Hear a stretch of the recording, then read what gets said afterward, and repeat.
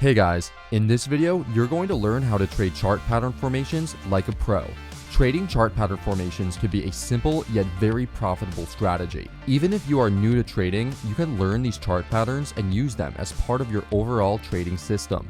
To make things easier for you, you'll also learn how to get a chart pattern cheat sheet to help you memorize the information in this video. And of course, for more free content, like this video by smashing that like button, subscribe to the channel, and turn on the notifications bell so that you get the latest updates as soon as they come out.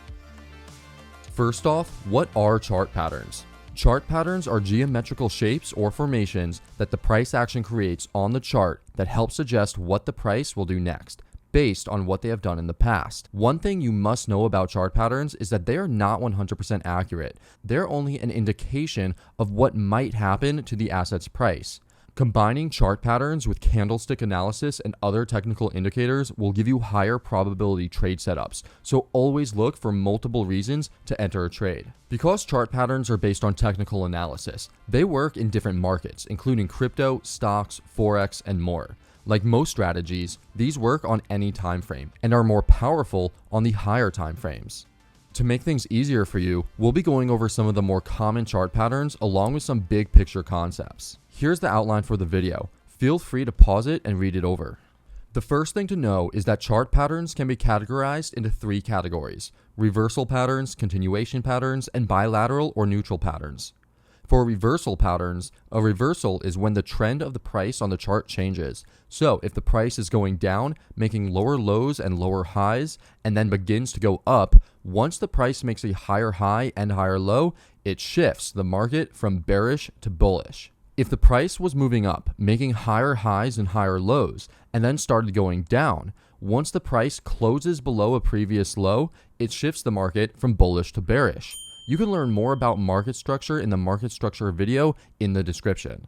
The goal of trading reversal patterns is to enter a trade within or near the area where the reversal occurs.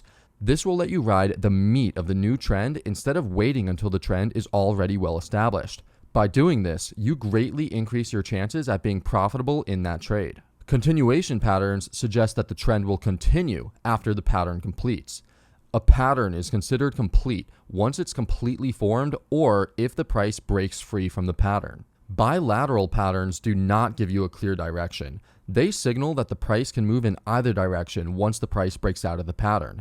Because of the uncertainty these patterns bring, trading them can be more difficult than trading reversal or continuation patterns where you have a clear bias. There are many more false breakouts and false breakdowns with bilateral patterns.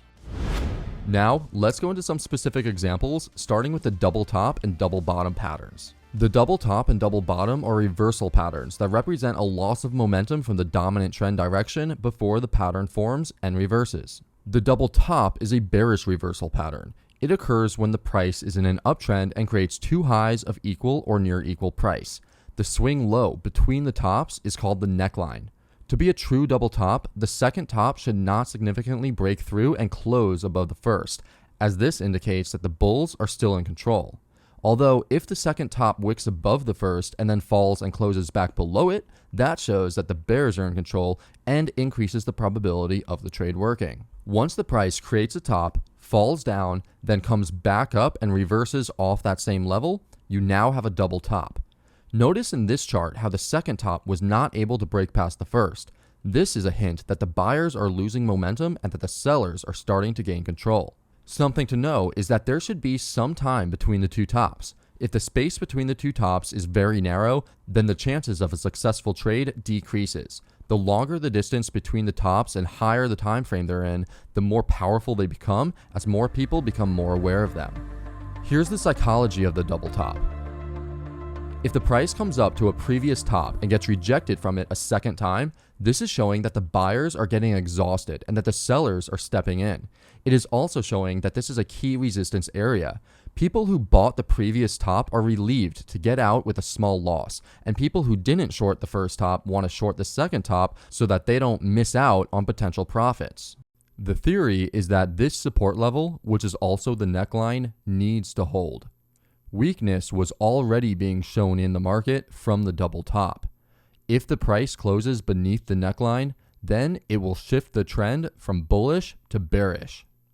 There are two ways to enter a double top trade that I think work best. The first is to sell upon the close of the candle under the neckline, and the second is to wait for the pullback to sell.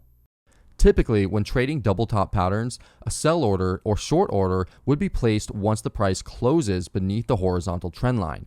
This is because we are anticipating that the trend will be reversing from bullish to bearish once the double top pattern completes.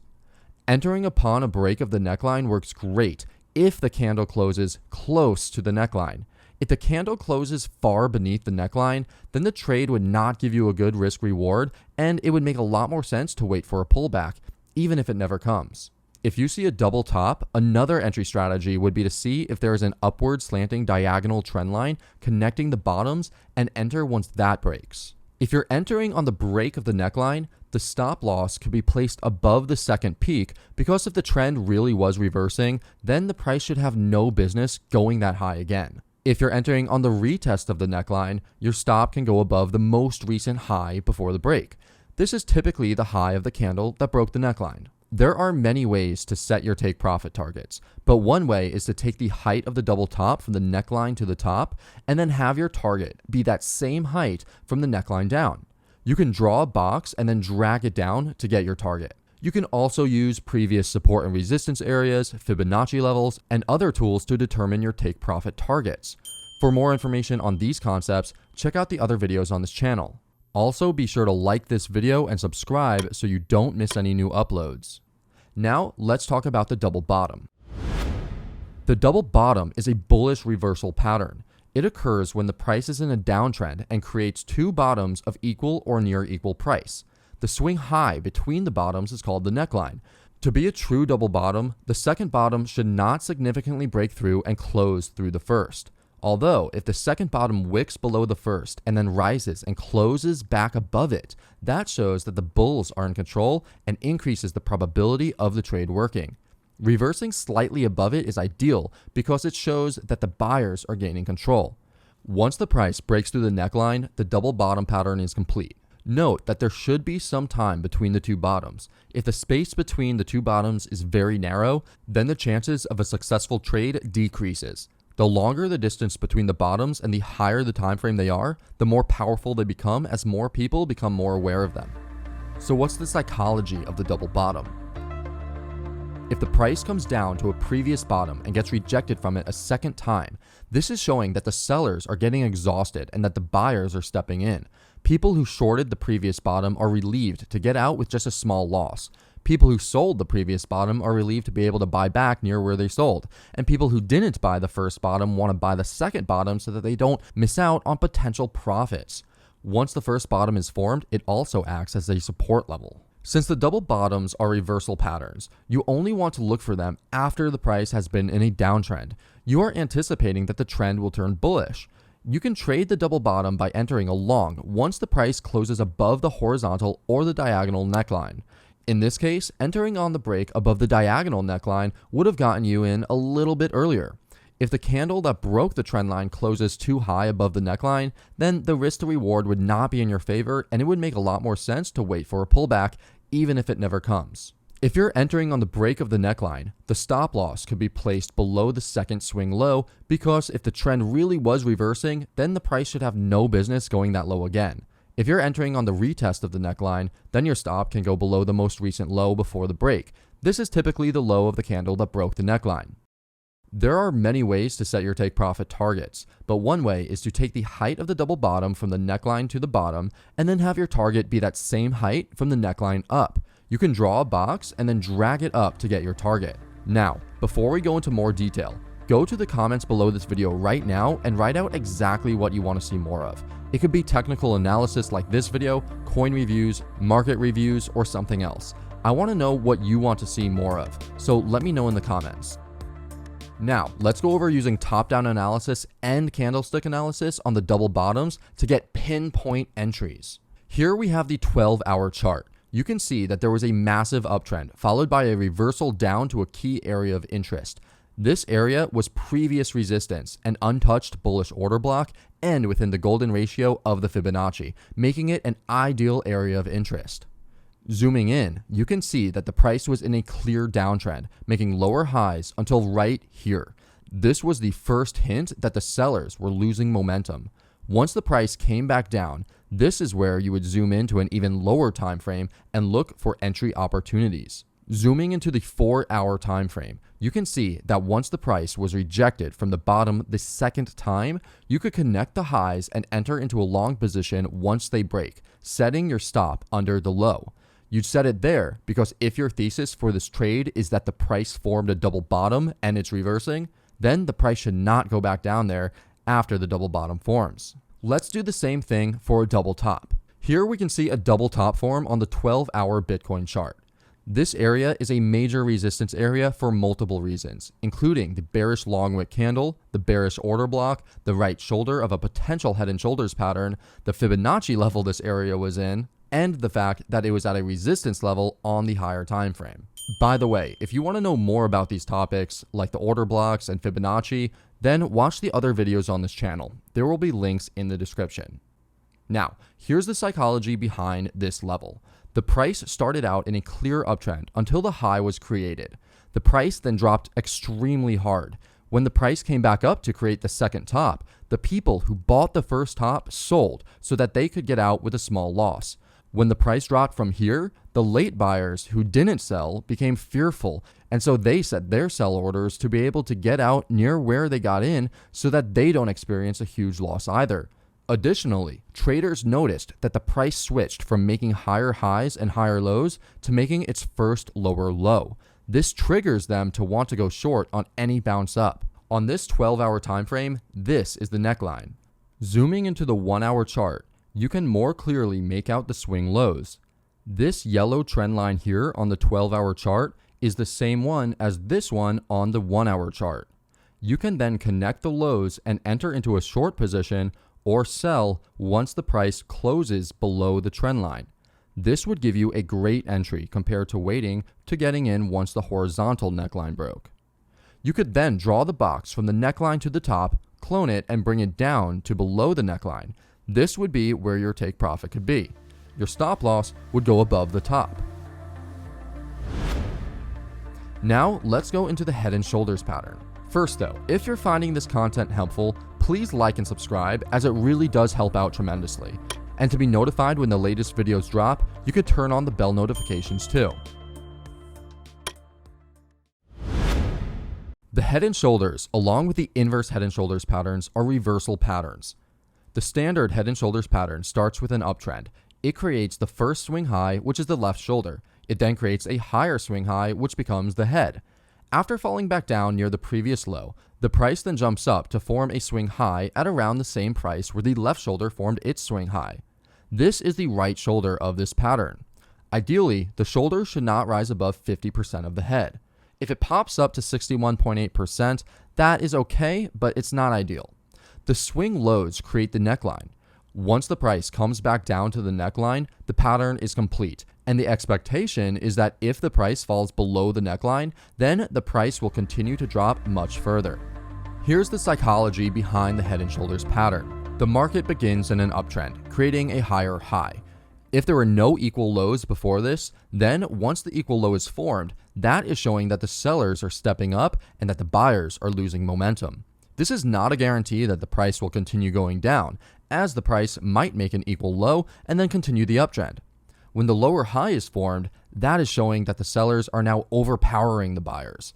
There still hasn't been a confirmed trend change from an uptrend to a downtrend, but due to the loss of momentum from the buyers and the gain of momentum from the sellers, it is more likely that the uptrend will reverse and that the prices will continue to move down. Something important to know is that there are two grades of head and shoulders patterns. They are the standard pattern and the lower low pattern. The standard pattern forms an even or slightly higher second low and creates a neckline that is horizontal or slightly up. The lower low pattern forms a lower low and the neckline is pointing slightly down.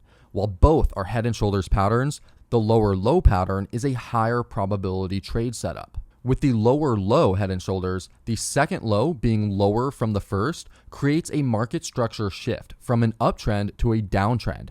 By the time the price reaches the right shoulder top, it's already in a downtrend. This greatly increases the probability that the price will move further down, hence making this a higher probability trade. So, the best head and shoulders patterns form when the right shoulder creates a lower low and rises no more than 50%. There are 3 ways to trade the head and shoulders patterns. They are the pullback strategy, the neckline break strategy, and the right shoulder strategy. First up is the pullback strategy. With this strategy, you wait for the head and shoulders to form. Once there is a break and close below the neckline, you then set your sell orders in at the bottom of the neckline and wait for a pullback. Your stop goes above the right shoulder. Your first profit target is the height from the neckline to the head, placed from the neckline down. For a more conservative target, you can use the height from the neckline to whichever shoulder is higher. If you think that the price will continue moving down, you can trail your stop.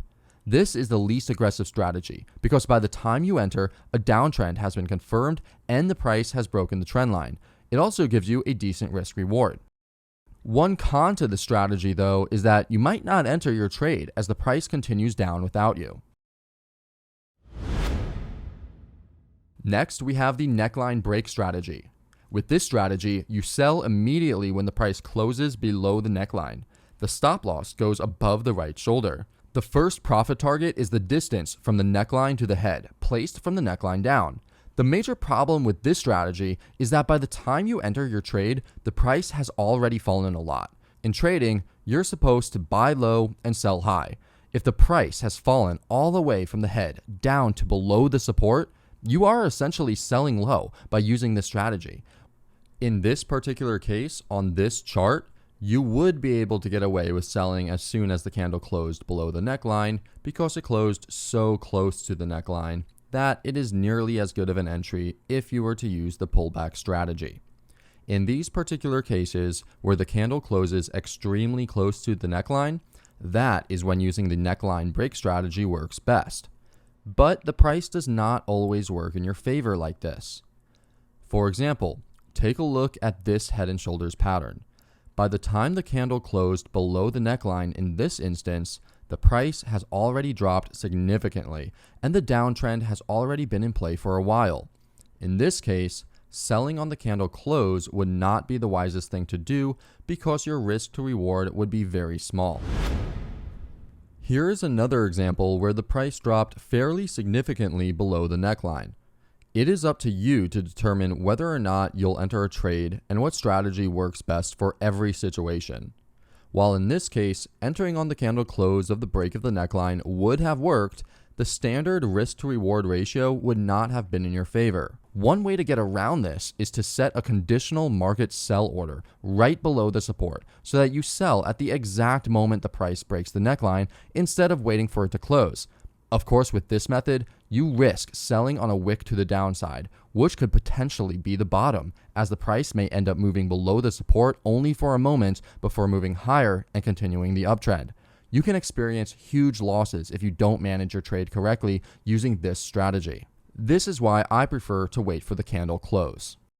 The third strategy for trading a head and shoulders pattern involves entering at the top of the right shoulder. While this may be deemed as a more aggressive strategy because the head and shoulders pattern has not fully played out yet, there is a way to make it much safer.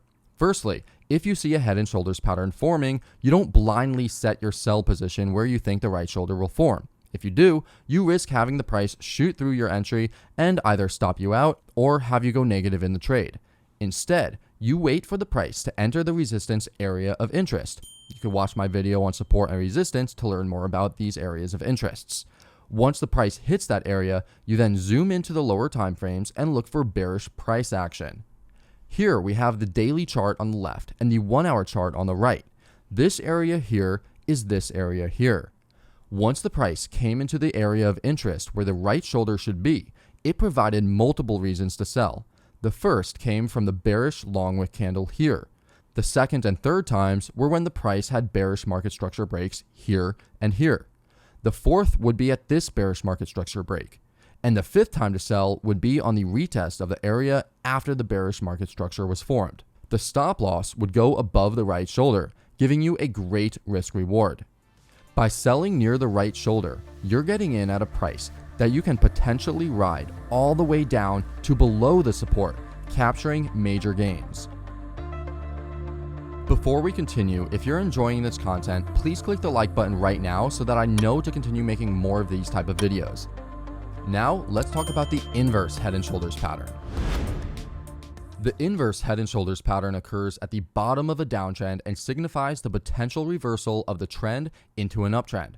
Alternatively, it can also be used to enter into a long position if it occurs during an uptrend. It has a left shoulder, a head, and a right shoulder. The neckline is drawn connecting the swing highs. Just like the head and shoulders pattern, there are two grades to the inverse head and shoulders pattern. There's the standard inverse head and shoulders, where the high before the second shoulder is equal or lower to the high after the first shoulder. Then there is the higher high grade, where the high before the second shoulder is higher than the high after the first shoulder. As a note, if the right shoulder dips below 50% of the move up from the head to the swing high, then that will lower the probability of the pattern working because more buyers were able to get in from lower down and will be ready to sell near the resistance. So the best inverse head and shoulders patterns form when the right shoulder creates a higher high and falls no more than 50%. Here's the psychology behind the inverse head and shoulders. The market begins in a downtrend, creating a lower low. If there were no equal highs before this, then once the equal high is formed, that is showing that the buyers are stepping up and that the sellers are losing momentum. It is not a guarantee that the price will go up. When the higher low is formed, that is showing that the buyers are now overpowering the sellers. There still hasn't been a confirmed trend change from a downtrend to an uptrend, but due to the loss of momentum from the sellers and the gain of momentum from the buyers, it is more likely that the price will move up. With the higher high inverse head and shoulders, the second high being higher than the first creates a market structure shift from a downtrend to an uptrend. By the time the price reaches the right shoulder bottom, it is already in a confirmed uptrend. This greatly increases the probability that the price will continue its move up, hence making this a higher probability trade compared to the inverse head and shoulders without the bullish market structure shift. Now let's go over trading these patterns. The strategies are the same as the head and shoulders. Starting with the pullback strategy, you wait for the inverse head and shoulders to form. Once there is a break and close above the neckline, you then set your buy orders near the top of the neckline and wait for a pullback. The best pullbacks are those with shallow retracements and small body candles because it shows that the buyers are in control after the breakout. Your stop loss goes below the right shoulder. Your first profit target is the height from the neckline to the head, placed from the neckline up. For a more conservative target, you can use the height from the neckline to whichever shoulder is lower.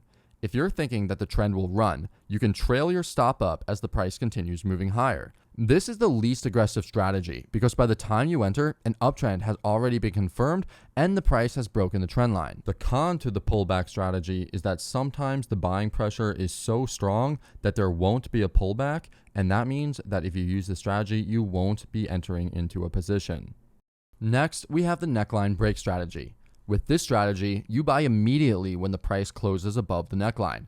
The stop goes below the right shoulder, and the first profit target is the distance from the neckline to the head, placed from the neckline up. This strategy is great if the price closes close to the neckline.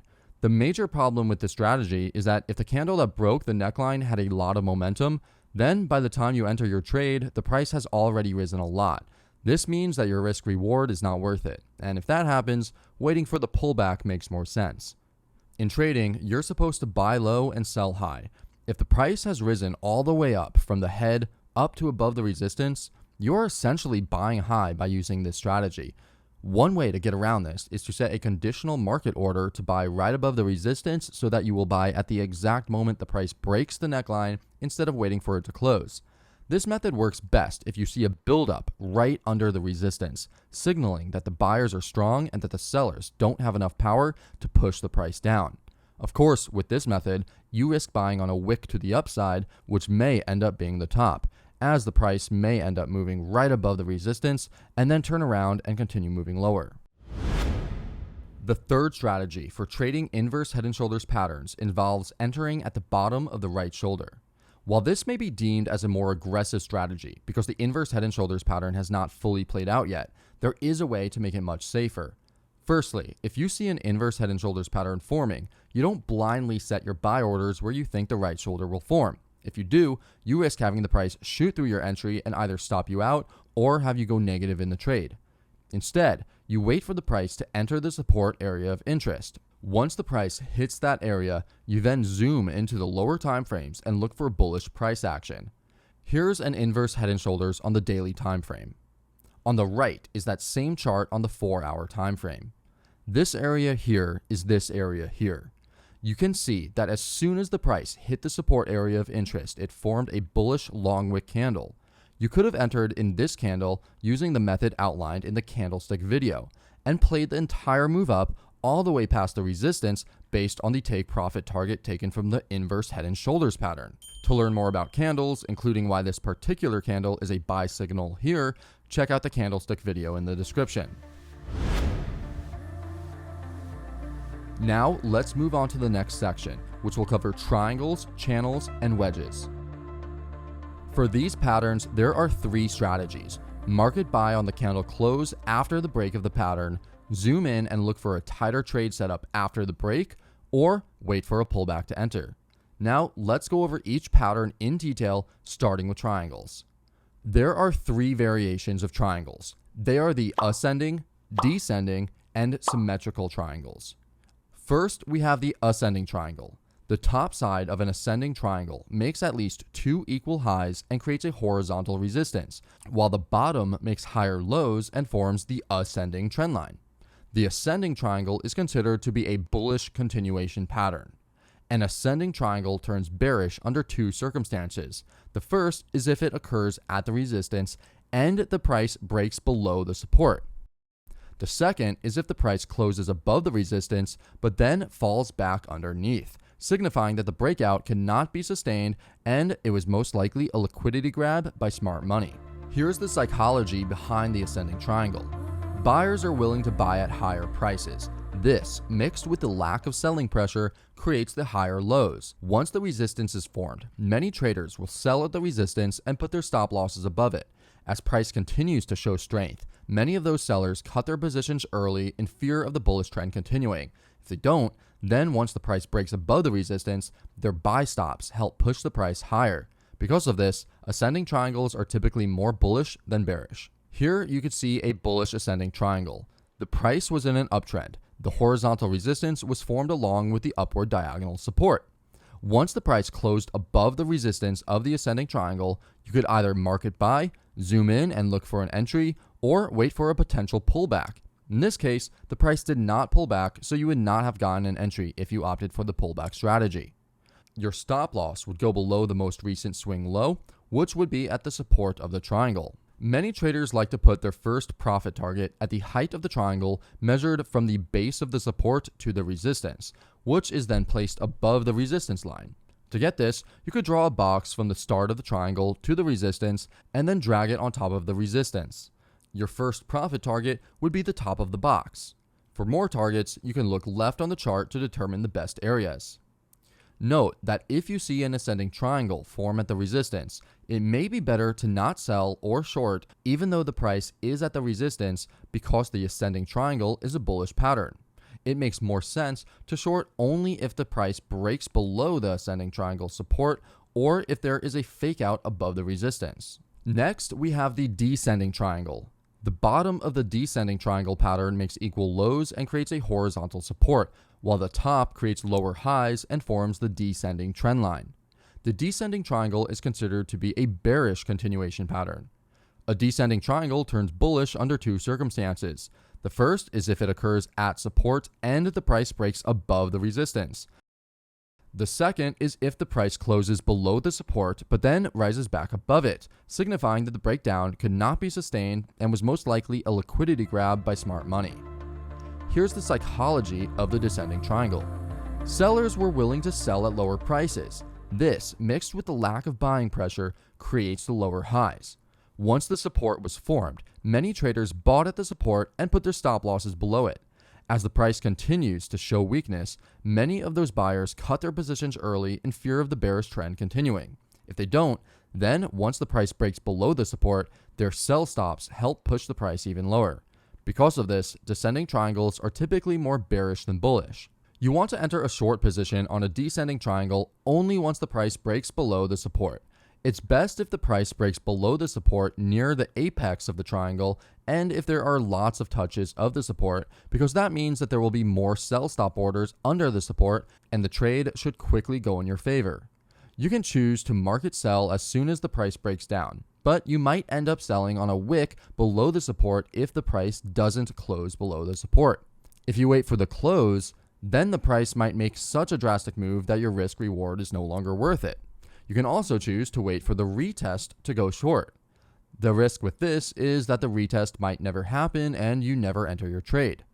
A good option would be to wait for the close below the support, and if the candle ends up being so strong that the trade no longer makes sense, then I would wait for the price to pull back to give me a better entry. If you're trading based off of a descending triangle pattern, then the trade becomes invalid if the price closes above the most recent swing high.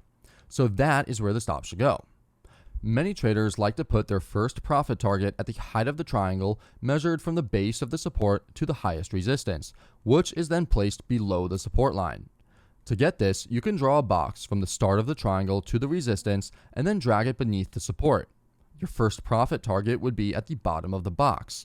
For more targets, you could look left on the chart to determine the best areas, or use other methods. Now let's cover the symmetrical triangle. The top side of a symmetrical triangle creates lower highs, allowing for a descending trend line to be placed above. The bottom side of the pattern makes higher lows, which allows for an ascending trend line to be placed below. This shows that neither the buyers or the sellers are in control. A bullish symmetrical triangle starts with an uptrend, followed by the pattern formation. A bearish symmetrical triangle starts with a downtrend, followed by the pattern formation. To trade the symmetrical triangle pattern, you wait until the price breaks the pattern and closes. If the price travels too far, either above the resistance or below the support, then the risk reward would not be worth it, and waiting for a pullback to enter would make more sense. Since the price continually made higher lows and lower highs, the stop should be placed either above the most recent swing high or below the most recent swing low, because if the price closes in either of these places, then there would be a market structure shift and the trade would be invalidated. For the profit target, take the distance between the highest and lowest point of the symmetrical triangle and copy this distance from the breakout point. For bullish breaks, project the distance from the breakout above the resistance line. For bearish breakdowns, project the distance from the breakdown below the support line. Something to be aware of is that because of the bilateral nature of these patterns, many times the price will create fakeouts, printing in one direction before turning around and moving in the opposite direction. Always have this in your mind when trading these patterns and be ready to switch your bias. Now let's go on to the next pattern, which are called channels. Like the other patterns, there are three strategies to trading channels. Market buy on the candle close after the break of the pattern, zoom in and look for a tighter trade setup after the break, or wait for a pullback to enter. There are descending channels and there are ascending channels. For the descending channel, the top side or resistance makes lower highs, allowing for a descending trend line to be placed. The bottom side of the pattern makes lower lows, which allows for an identical descending trend line to be placed at the support. The two trend lines are parallel to each other, and both are in a downward direction. Descending channels are typically considered bullish continuation patterns when they form what is known as a bull flag. Bull flags start with a strong move up, followed by a descending channel, followed by a break above the channel.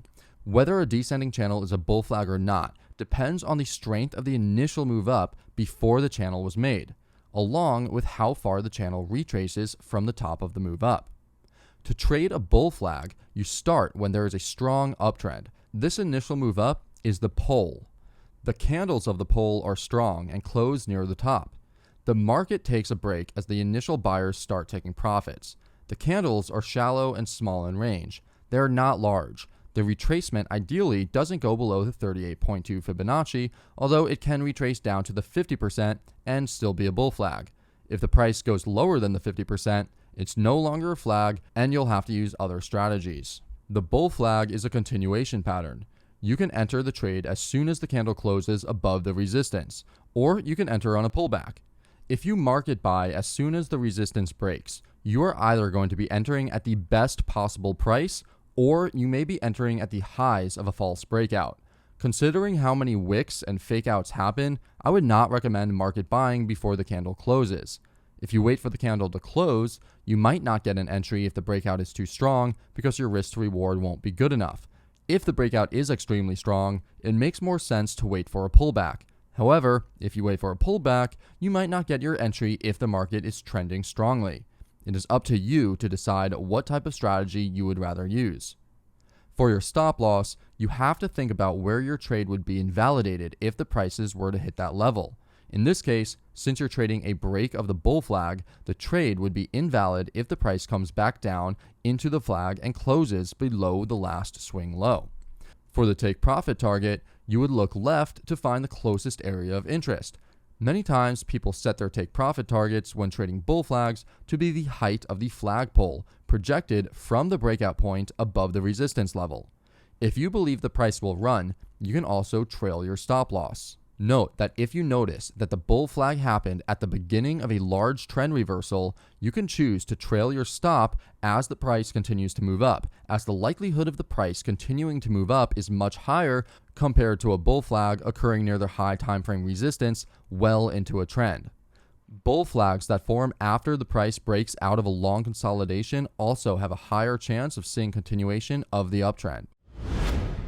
Now that we covered descending channels, which are used as bull flags, let's talk about ascending channels, which can be used as bear flags. For ascending channels, the tops make higher highs and allows an ascending trendline to be placed, while the bottom makes higher lows and also allows for an ascending trendline to be placed. The two trendlines are parallel to each other and both in an upward direction. Ascending channels are typically considered bearish continuation patterns when they form what is known as a bear flag. Bear flags start with a strong move down, followed by the ascending channel, followed by a break below the channel. Whether an ascending channel is a bear flag or not depends on the strength of the initial move down, along with how far the channel retraces from the bottom of the move down. For trading a bear flag, it always starts with a strong move down to create the pull with big candles closing near the lows. The market takes a break as initial sellers start taking profits and new buyers step into the market. The candles are small and shallow. The retracement ideally doesn't go above the 38.2 Fibonacci, although it can retrace up to the 50% and still be a bear flag. If the price goes higher than the 50%, it's no longer a bear flag and you'll have to use other strategies. You trade a bear flag the same way that you trade a bull flag, except everything is flipped. So instead of waiting for the break above the resistance, you wait for the break below the support. And instead of buying, you sell, or you go short when trading bear flags. You can market sell as soon as the price breaks below the support, but you might be entering on a wick. You can wait for the candle to close below the support, but if the breakdown is too strong, you won't be getting in at a good price and your risk to reward won't be there. Or you can wait for the retest. The con to this is that sometimes the price never gives you a retest and you miss out on the trade. The more you trade, the more intuition you will have to determine the best strategy for the situation. One thing to know about bear flags is that they are more powerful if they happen after a major support area is broken. Here you can see that there was a major support area on the 4-hour chart. The price came down and started consolidating under the support, forming bearish long wick candles that continued to get rejected again and again. The stop loss for a bear flag should go somewhere above the resistance trend line because if the price does move up there, the thesis for the trade was wrong. The take profit target can be at any area of interest that is to the left on the chart or the length of the flagpole. If you think that there is a lot more downside, you can always trail your stop. Going into the 30-minute chart, you can see that this area under the support actually formed a bear flag. This area here is this area here. With the price forming a bear flag under the support and creating bearish long wick candles, this would be a perfect shorting opportunity. You would sell once the price closed under the channel support. Put your stop loss above the right swing high and target either the length of the pole or another price point that makes sense. This method can also be used if there is a break of a major diagonal support line followed by a bear flag. Now, let's go onto the wedge pattern. First though, if you're liking this video and you haven't already, please hit that like button right now and also click subscribe, as this goes a long way and really helps out. The wedge pattern has two formations, a rising wedge and a falling wedge. The wedge pattern is formed by two converging trend lines. The top side of a rising wedge makes higher highs, which allows for an ascending trendline to be placed, and the bottom side of the pattern makes higher lows, which also allows for an ascending trendline to be placed. It's a rising wedge because the support line is steeper than the resistance line. Although a rising wedge can be bullish if it occurs after an uptrend and a break above the resistance, rising wedges are much more typically bearish and used to sell or go short. A bearish rising wedge starts with a downtrend, followed by the pattern formation. This rising wedge formation after a downtrend is more common than the rising wedge after an uptrend, and typically it's a better trade setup because you're selling with the overall downtrend when the price has retraced up. Here's an example of a bearish rising wedge. The main trend is down. The price then creates a rising wedge. Once the price breaks below the wedge, that is when you can look into the lower time frames to enter into a short position. If the price falls too far beneath the support, the risk reward won't be there, so it would make more sense to wait for a pullback. The stop loss can be placed above the highest point a candle from within the wedge makes. Now, this is crucially important. If you look closely enough, you could see that a wick shot directly into the area where technical traders trading this wedge pattern would have had their stops. Market makers know exactly where you put your stops and target them so that your stops become their entries. To counteract this, you can monitor your trades and wait for the candle close. However, that requires you to be in front of your screen and actively manage your position. Luckily, there is a way to protect yourself from getting stopped out on wicks without having to spend hours in front of the charts actively managing your trades. This is the secret method that I discovered when I was struggling with trading myself. Figuring this out was the key to me finally becoming a profitable trader. You can find out more at cryptolite.com. Now, back to the video. Where you take your profit depends on what strategy you use, but many like to put their minimum profit target at a length equal to the height of the back of the wedge, starting from where the break occurred. You can draw a box to get the height of the back of the wedge, then drag it to where the break occurred and set your first take profit target at the bottom of the box. Next up, we have the falling wedge. The top side of the falling wedge makes lower highs, allowing for a descending trendline to be placed. The bottom side creates lower lows, which also allows for a descending trendline to be placed. What makes this a wedge is that the two trend lines are converging. It's a falling wedge because the resistance line is steeper than the support line. Although a falling wedge can be bearish if it occurs after a downtrend and a break below the support, falling wedges are much more typically bullish and used to enter long positions. A bullish falling wedge starts with an uptrend, followed by the pattern formation. This bullish falling wedge after an uptrend is more common than the falling wedge after a downtrend, and typically it's a better trade setup because you're buying in an overall uptrend once the price has retraced down. Many times, the lowest part of the falling wedge will coincide with a key Fibonacci level or area of interest. Here's an example of a falling wedge. The main trend is up. The price then creates a falling wedge. Once the price breaks above the wedge, that is when you can look into the lower time frames to enter a long position. If the price rises only slightly above the wedge, it may make sense to market buy. If the price rises too high above the wedge, then the risk reward most likely would not be favorable, so it would make more sense to wait for the pullback. Of course, sometimes the price does not pull back, which is where discretionary trading comes into play. You have to judge the entry, stop, and take profit targets of each trade based on numerous factors. This becomes much easier the longer you trade for. The stop loss can be placed below the lowest point a candle from within the wedge makes. Where you take your profit depends on what strategy you use, but many people like to put their minimum first profit target at the length equal to the height of the back of the wedge, starting from where the break occurred. You can draw a box to get the height of the back of the wedge, then drag it to where the break occurred and set your first profit target at the top of the box. This is how most traders typically trade falling wedges. However, skilled traders look for multiple reasons to enter a trade. If you could stack multiple reasons to enter a trade, you will increase the probability of that trade working. Let's see if we could stack the odds in our favor using the knowledge we've learned from this video along with others. On the left side of the chart, the price formed a perfect inverse head and shoulders pattern. You can't see it, but the price was in a downtrend before this inverse head and shoulders. After the pattern formed, the trend became bullish due to the higher highs and higher lows. If you were trading this pattern, your entry would be here, your stop would be under the right shoulder, and your take profit target would be here. As the price retraced into the support, it created the falling wedge.